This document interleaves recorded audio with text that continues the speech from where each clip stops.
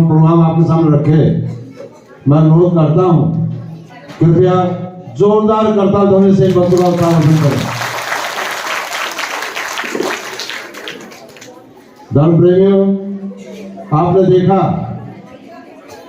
अभी हमारे मुख्य वक्ता श्री त्रिपाठी जी ने अपने उद्गार व्यक्त किए। सच्चे शब्दों में सनातन की वृक्ष के रूप में जो उसकी विशेषता थी उन्हें आपके सामने रखी। हम अनुरोध करते हैं कृपया इसका अनुसरण करें और दिन ब दिन सनातन को मजबूत करें, क्योंकि सनातन मजबूत होगा हमारा समाज मजबूत होगा, सनातन मजबूत होगा मेरा गांव मजबूत होगा, सनातन मजबूत होगा मेरा शहर मजबूत होगा, और सनातन मजबूत होगा मेरा प्रदेश, मेरा देश समृद्धि भी होगा और समृद्धि के साथ साथ संपन्न भी होगा। इसी के साथ मैं मुख्य वक्ता के रूप में श्री शिवनिधि त्रिपाठी जी, प्रांतीय बाल प्रमुख, राष्ट्रीय स्वयंसेवक संघ उत्तराखंड नवानबीज मौजूद है। मेरा उनसे अनुरोध होगा, कृपया अपनी ओजस्वी वाणी से सनातन के बारे में प्रकाश डालते हुए सारे समाज को एक सूत्र में पिरोने का काम करेंगे। सामान्य से त्रिपाठी जी।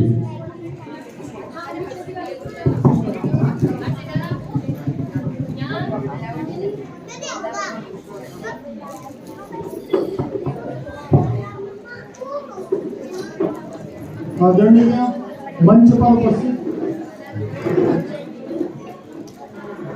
संत मोहन मूर्ति जी महाराज, आदरणीय विधायक जी डॉक्टर प्रगति जैन जी जो मातृशक्ति का प्रतिनिधित्व कर रही हैं, और आदरणीय प्रधानाचार्य जी, मंच का संचालन करने वाले आदरणीय गड़ा जी, और उपस्थित यहाँ जो प्रधान जी हैं, जनप्रतिनिधि हैं, माताएं बहनें और बच्चों, सज्जन वृंद, और यदि कोई छूट गए हैं तो उनको मेरा विनम्र अभिवादन है।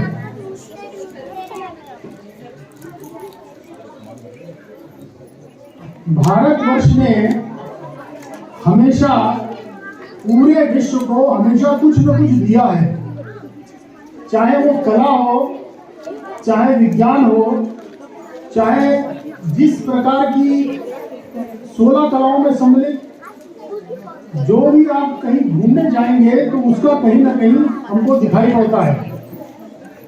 उत्तर भारत में मौर्य के बाद जो अशोक आए, वो कलिंग का बहुत बड़ा युद्ध, 4 लाख लोग उसमें मारे गए, उससे दुखी हो गए। उस व्यक्ति ने बौद्ध धर्म को स्वीकार करने के बाद 84,000 स्तूप पूरे धरती पर बनवाए। इतना धन संपदा कहां से आया? उनके एक राज्य में एक सज्जन थे जो लोहे को सोने में परिवर्तित करने की कला को जानते थे। इस प्रकार की अद्भुत कलाओं का स्वामी भारत, सभी प्रकार से सुधि संपन्न भारत, गुलाम क्यों हो गया मुगलों का और अंग्रेजों का? हमारी आपकी एक कमी रही। क्या हम आप एक नहीं थे? छोटी छोटी बातों में लड़ते रहे, उन पर आक्रमण हुआ तो हमने सोचा हमारा क्या जा रहा है, अगली बार हमारी भी गर्दन काट दी गई। वो सबसे बड़ा उदाहरण है पृथ्वीराज चौहान का। दिल्ली का चक्रवर्ती सम्राट, उसकी मदद करने नहीं गए बहुत सारे लोग। छोटी छोटी आपस की लड़ाई में अपना मदद करने के बजाय हाथ खींच लिए। कन्नौज के राजा जो बहुत शक्तिशाली था, और पृथ्वीराज चौहान का पराभव हो गया, और वहां पर इस्लाम का शासन पूरे भारतवर्ष में लागू हो गया। उन्होंने क्या किया? हमारी माताओं बहनों के शील भंग किए, मठ मंदिर तोड़े। उसके बाद जब अंग्रेज आए, उन्होंने भी यही चालूगिरी की। जो एक अंग्रेज लॉर्ड मैकाले, उसने 1885 2 फरवरी को एक नियम लागू किया, सर्कुलर लागू किया। उसमें साफ साफ लिखा था कि ये गुरुकुल समाप्त किए जाएं, कोई भी गुरुकुल में पढ़ाएगा उसको जेल में बंद कर दिया जाएगा। तो सारे गुरुकुल नष्ट कर दिए गए। उससे पहले लॉर्ड मैकाले ने ही ब्रिटेन में एक पत्र लिखा, और उसने लिखा कि यहाँ की लिटरेसी, यहाँ की जो पढ़ाई लिखाई है वो 97% है, माने बहुत ज्यादा है। तो जिस भारत की लिटरेसी 97% रही हो, वो दूसरों का पराभूत हो जाए, तो हमारे बीच की जो कमियां थी वो उनमें से वही है, कमियां की आपस में लड़ाई करना और जाति भेद में बटे रहना। 600 वर्ष पूर्व तुलसीदास, इतना बड़ा विद्वान, जिसने रामचरितमानस लिखा, एक उनसे पहले महात्मा वाल्मीकि ने जो रामायण लिखी वो संस्कृत में थी। वो संस्कृत सबको समझ में नहीं आती थी। जो पढ़े लिखे अत्यधिक हाई क्वालिफाइड लोग थे वही उसको पढ़ पा रहे थे। तो तुलसीदास जी को यह समझ में आया क्या करना चाहिए। ये जो ग्रंथ है ये पारिवारिक, सामाजिक और आध्यात्मिक दृष्टि से संपन्न ग्रंथ है। इसको यदि सब लोग जानेंगे तो ये भारत एक हो जाएगा और संगठित हो जाएगा। यहाँ की जो मुख्य संस्कृति आध्यात्मिक धारा है, पूजा पाठ है, वो बचा रहेगा। तो क्या किया उन्होंने, रामचरितमानस की रचना की। अब उसमें बहुत सारी चीजें हैं, हर घर में आपको रामचरितमानस मिलेगी, लेकिन जाति पात के बारे में उन्होंने स्पष्ट लिखा। क्या लिखा कि जात पात पूछ ही नहीं कोई, और हरि का भजय सो हरि का हो। इतने बड़े मूर्ख हैं हम लोग, कुत्ते और बिल्ली को पालकर बगल में बैठाए हैं, उसकी टट्टी साफ कर रहे हैं, लेकिन हमारा जो भाई आता है उसको हम है कि नहीं मूर्ख। उसका फायदा उठाया मुसलमानों ने, उसका फायदा उठाया अंग्रेजों ने। हमारी इस मूर्खता के कारण हम अलग अलग हो गए और हमारे सिर पर बैठ गए। मार मार करके हमको मुसलमान बनाया गया। ये मुसलमान कहीं से नहीं आया, मुट्ठी भर 1000-2000 लोग आए थे, और हमारे लोग उन्होंने पूजा पद्धति बदल ली, कहीं लालच के आधार पर, कहीं डर के आधार पर, भय के आधार पर। जजिया कर जो लागू किया गया उसका मतलब यही था कि आपको कर देना है, यानी वो इस हिंदू जो होगा वही टैक्स देगा, मुसलमान को टैक्स नहीं देना। किसानों के हौसले पस्त हो गए, हालत खराब हो गई टैक्स देते देते, मजबूरी में लोग मुसलमान बन गए। ये गलती उनकी नहीं थी, हमारी गलती। हम जातिवाद में बटे हुए थे, असंगठित थे।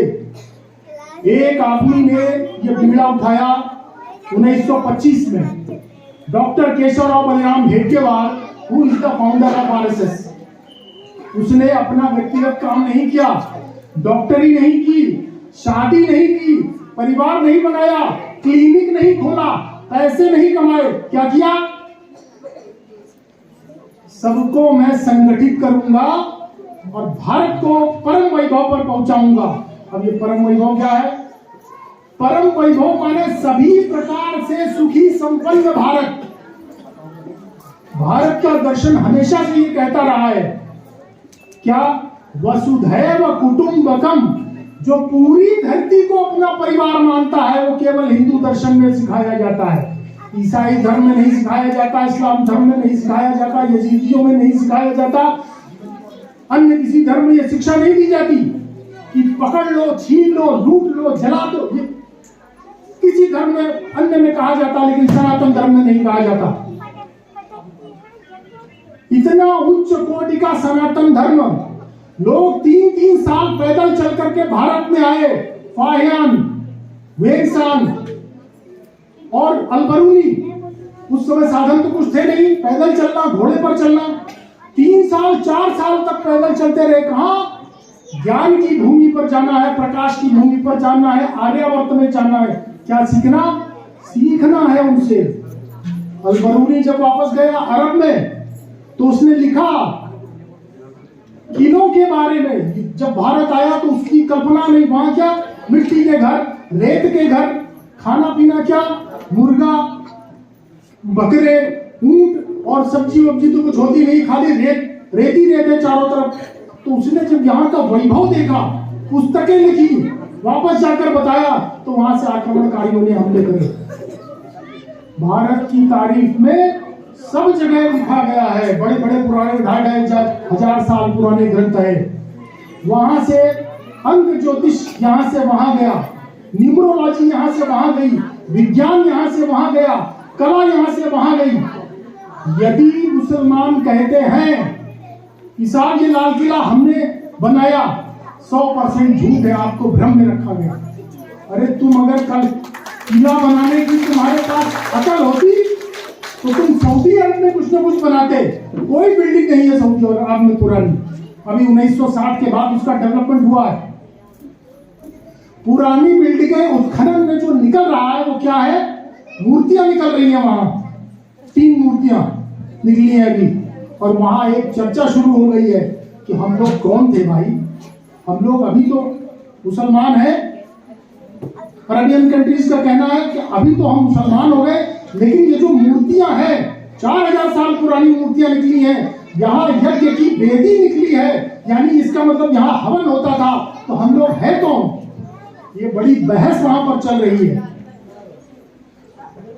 जो बुद्धिजीवी वर्ग है वो खुलकर उसने कहा कि हम किसी कारण से धर्मांतरित हो गए या हमने स्वयं स्वीकार किया या दूसरों ने के द्वारा लादा गया, ये वास्तविकता हमारे लिए तो धर्म नहीं। बहुत सारे परिवर्तन उन्होंने किए। महिलाओं को गाड़ी चलाने की परमिशन नहीं थी, अब दे दी उन्होंने। महिलाओं को बिना पति के बाहर जाने की अनुमति नहीं थी, अब दे दी। महिलाओं को वोट डालने का अधिकार वहां पर नहीं था, अब उन्होंने दे दिया। अब उनकी चक्ष खुलने शुरू हो गए। क्यों? सनातन धर्म का प्रचार प्रसार 4-5 हजार साल पहले पूरी धरती पर था। इंडोनेशिया को आप देखेंगे, सर्च कीजिए उसमें इंडोनेशिया, तो आज भी वहां पर इसी प्रकार से जो बच्चे मंचन कर रहे हैं, रामायण का मंचन होता है, हनुमान बनते हैं, राम बनते हैं, सीता बनते हैं। कौन है वो लोग? दे ऑल आर मुस्लिम्स, मुसलमान है वो। वहां के एक राष्ट्रपति भारत आए, उनका नाम गोकर्ण था, बेटी का नाम सरस्वती। तो पत्रकार पूछने लगे ये क्या है, ये इंडोनेशिया मुस्लिम देश है, वहां से आए हैं, इस आदमी का नाम गोकर्ण कैसे है? गोकर्ण तो हमारे इस पुराणों में नाम उल्लिखित है। तो पूछा उन्होंने कि एक्सीलेंसी आप ये गोकर्ण नाम कैसे है, बेटी आपकी सरस्वती नाम कैसे है? तो उन्होंने कहा कि भाई लगभग 550 वर्ष पहले हमारे पूर्वजों ने धर्म परिवर्तन कर लिया है, जिसके कारण से हम अब मुसलमान हो गए। अभी वहां की जो वर्तमान रानी है वो कोरोना काल में यहाँ पर आई थी, सारे मंदिरों में गई और उन्होंने इस बात को स्वीकार किया और बताया कि हमारे पूर्वजों ने इस्लाम को स्वीकार किया, किसी मजबूरी के कारण कुछ घटनाक्रम रहे होंगे। ऐसा महान भारत जिसको कुछ राजनीतिक पार्टियां भ्रम की स्थिति में ले जा रहे हैं। क्यों? उनका वोट बैंक खत्म होता जा रहा है, जीरो हो गया। उनकी मजबूरी हो गई क्या? त्रिपुंड लगा करके कुर्ते के ऊपर जनेऊ करके और मठ मंदिरों में मत्था टेकते घूम रहे हैं इस समय। हिंदू नहीं है, लेकिन मजबूरी है, वोट चाहिए। किसका? हिंदू का वोट चाहिए, इसलिए मंदिरों में नाक लगाते घूम रहे हैं। मजबूरी है उनकी। क्यों? हिंदू खड़ा हो गया है अपने पांव पर, वो जानता है हम कौन है, हम इस देश के मालिक हैं। तुम बात में आए थे,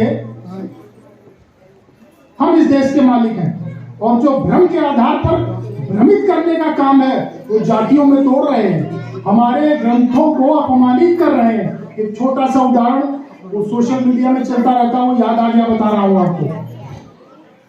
पंडित तुलसीदास जी एक बहुत उच्च कोटि के खगोल शास्त्री, उच्च कोटि के साहित्यकार, तो उन्होंने, आपने भी पढ़ा होगा, उसमें चौपाई है कि ढोल गंवार शूद्र पशु नारी सकल ताड़ना के अधिकारी। तो उसमें डाला क्या गया है, क्या कहा गया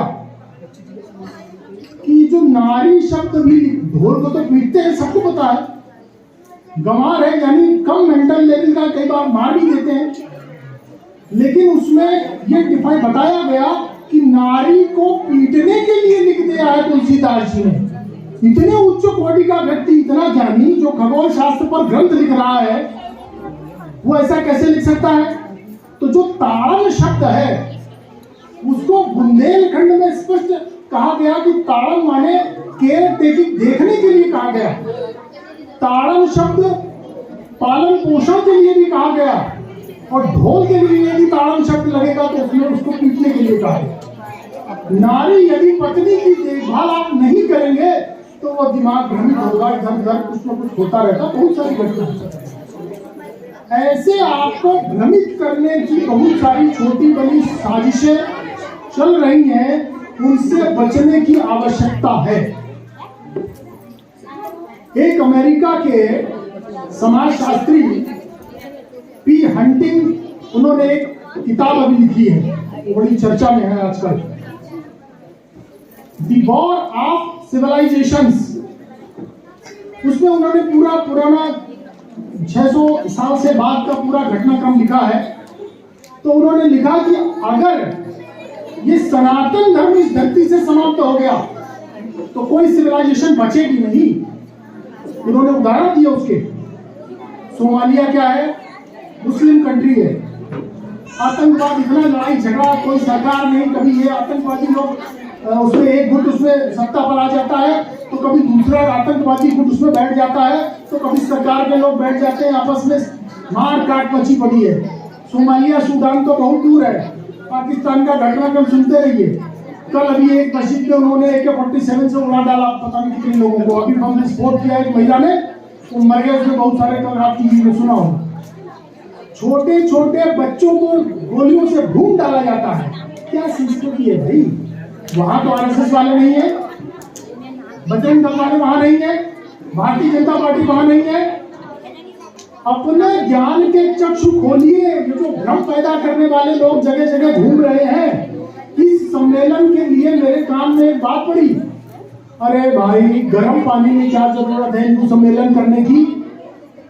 तो मेरे दिमाग में आया, मैं कहूँ हाँ, तुम्हें शाम को 1000 रुपए की बोतल पीने की जरूरत है रोज?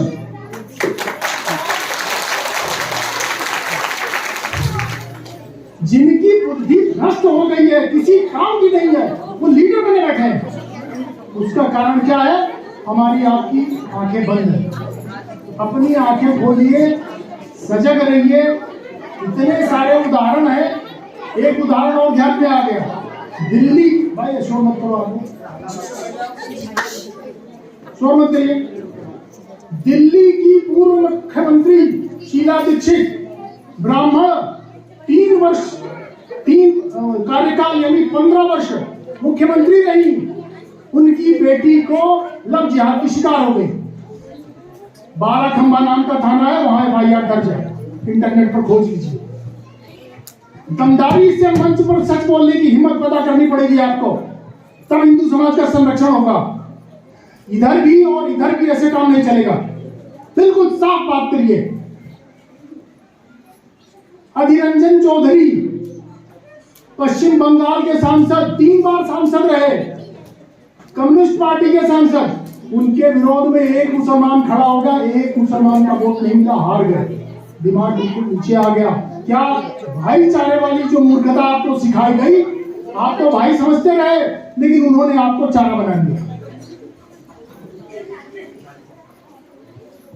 क्यों चलता है लव जिहाद? बंद करो ना इसको।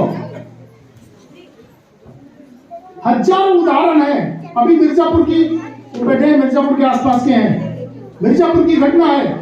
जिम के भीतर जाने वाली जो पढ़ी लिखी नौकरी कामकाजी करने वाली महिलाएं, उनके साथ उन लोगों ने दोस्ती की, उनके साथ गलत संबंध बनाए, रिकॉर्डिंग की, ब्लैकमेलिंग शुरू हुई। 55 महिलाएं, इंटरनेट पर पड़ा है, इसको ढूंढ लीजिए यूट्यूब पे। ब्लैकमेलिंग पूरा गैंग बना हुआ है, पकड़ लिए गए सबके सब। अभी तो बच्चा, तुम चाय वाले से परेशान हो और वो गाय वाला आकर जब बैठेगा तब क्या होगा तुम्हारा? तो आप लोग यहाँ महिला प्रधान है, सब लोग कामकाजी, बिल्कुल होशियार रहिए।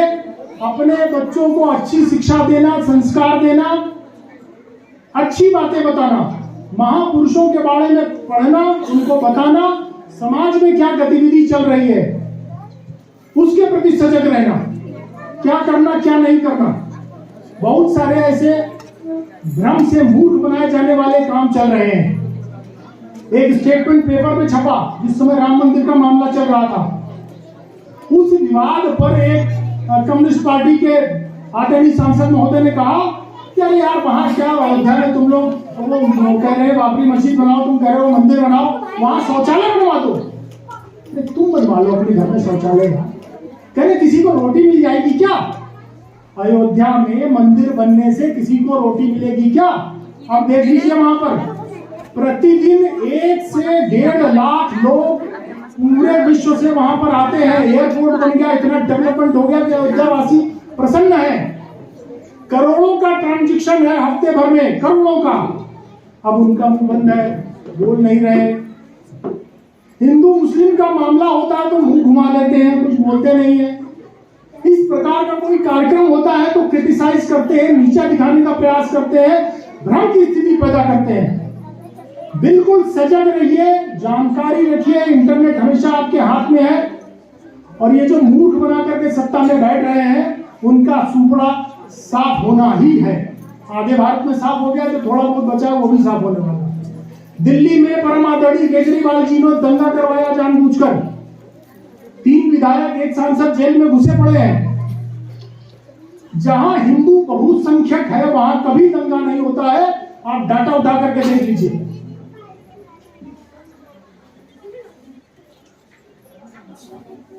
जहां पर ये बहुसंख्यक होंगे, कम संख्या में हिंदू है, वही दंगा होता है।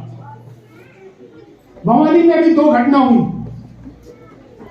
उस छोटी सी नाबालिग लड़की को ब्लैकमेल किया गया, रिकॉर्डिंग की गई, वो बच्चा दमदार था, बता दिया उसने, अब वो जेल में है। दूसरी अभी एक घटना हो गई, वो भी जेल में है।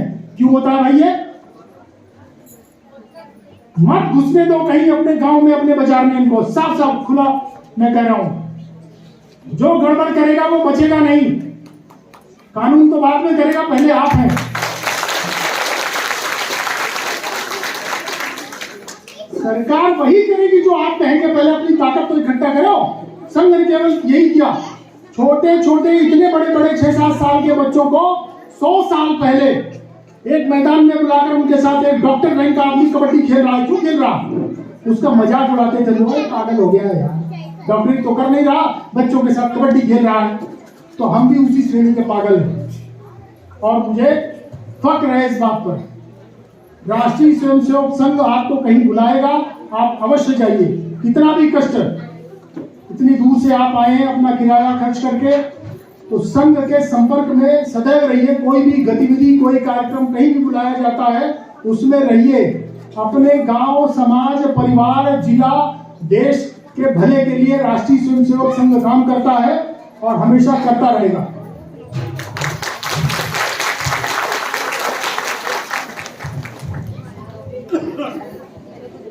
धन्यवाद प्रांत प्रमुख सम्मानित श्री नितिन त्रिपाठी जी। आपके ओजस्वी भाषणों से, आपके दिए हुए विचारों से हम लोग ओतप्रोत हुए। कुछ हमारे अंदर का जो अंतरात्मा है उसमें कुछ खटपट होने लगी है और हम चाहते हैं कि सनातन के नाम पर हम जागृत हों, सनातन को आगे बढ़ाएं। आप देख रहे हैं और सब लोग अपने अपने विचार सनातन के बारे में रख रहे हैं।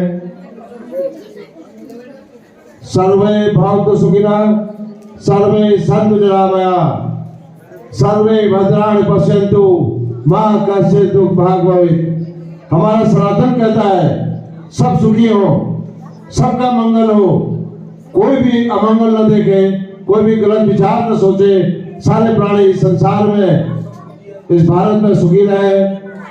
और एक बात और, माँ और मातृभूमि से बढ़कर दुनिया में कोई चीज नहीं है।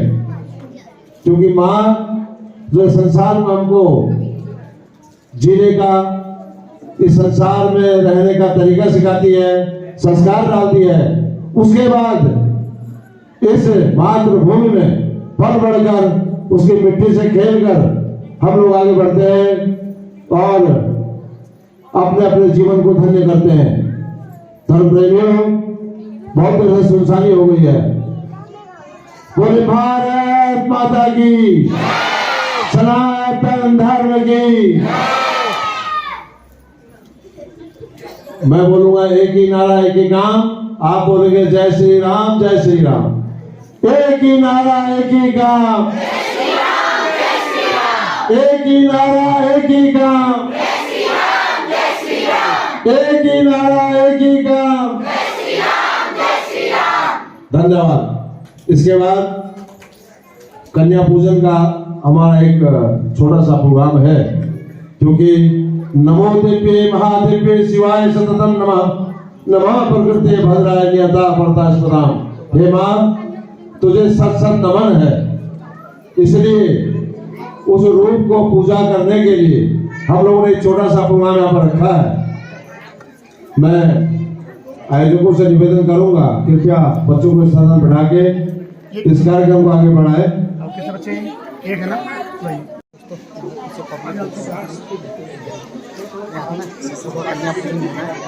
छोटे नन्हे बच्चे हैं, आपको दिखाता हूँ आगे कैमरे से।